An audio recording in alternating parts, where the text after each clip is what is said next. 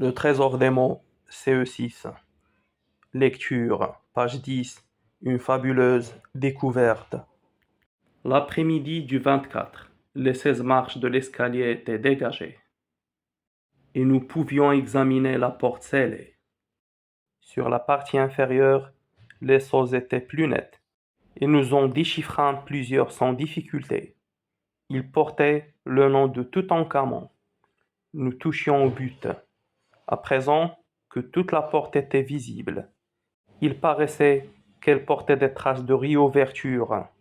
En outre, le premier sceau que nous avions découvert, celui d'Anubis et des 9 captifs, avait été appliqué sur la partie refermée, alors que les sceaux de Toutankhamon se trouvaient sur sa partie intacte, ce qui voulait dire que ces dernières avaient été posées à la première fermeture officielle de la tombe.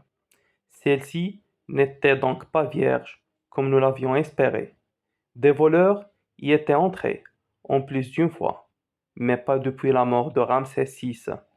Les maisons d'ouvriers l'ayant alors protégé, ils ne l'avaient pas non plus complètement pillé, puisqu'on avait recellé la porte.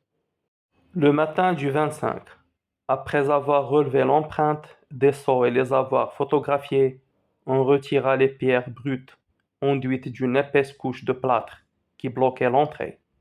On aperçut alors le début d'un couloir en pente de la même largeur que l'escalier d'entrée et d'une hauteur de 2 mètres environ.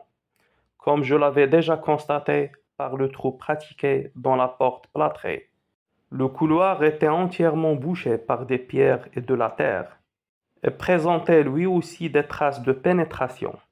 Dans le coin supérieur gauche du remplissage originel, composé principalement de cailloux blancs et de terre, un tunnel irrégulier avait été creusé, puis rebouché avec des pierres plus sombres. En dégageant le couloir, on trouva, mélangés aux décombres, des tessons de poterie, des bouchons de jarres, des jarres en albâtre, entières ou brisées, des vases peints, de multiples fragments d'objets plus petits et des outres, ces dernières ayant visiblement servi à contenir l'eau nécessaire au plâtrage de la porte. C'était bien la preuve qu'on avait ouvert la tombe, et nous étions de plus en plus méfiants. À la nuit, nous avions déblayé une bonne partie du couloir, mais rien ne nous indiquait l'existence d'une seconde porte ou d'une chambre funéraire. Le 26 novembre devait être le plus beau jour de ma vie. Pendant toute la matinée, le travail de déblayage se poursuivit lentement en raison des objets délicats qui se trouvaient mêlés aux débris. Puis au milieu de l'après-midi, à 10 mètres de la première porte, on en mit au jour une seconde. Celle elle aussi, réplique presque parfaite de la première. Les sceaux, moins nets, étaient pourtant reconnaissables. C'étaient ceux de Toutankhamon et de la nécropole royale.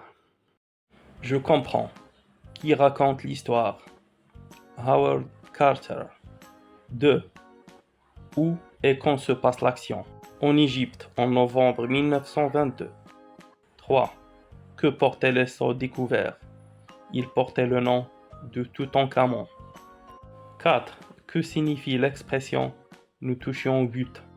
Nous avons réussi. 5. Pourquoi les sceaux étaient intacts? Ils n'ont pas été découverts avant. 6. À qui renvoie le pronom personnel « nous » et « on »? Howard Carter et les ouvriers. 7. Que cherchaient les voleurs? Des trésors. 8.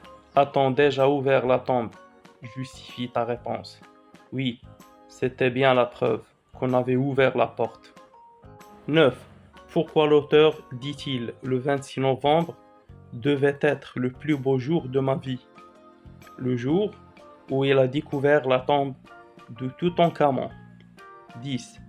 De quelle grande découverte s'agit-il? La tombe de Toutankhamon.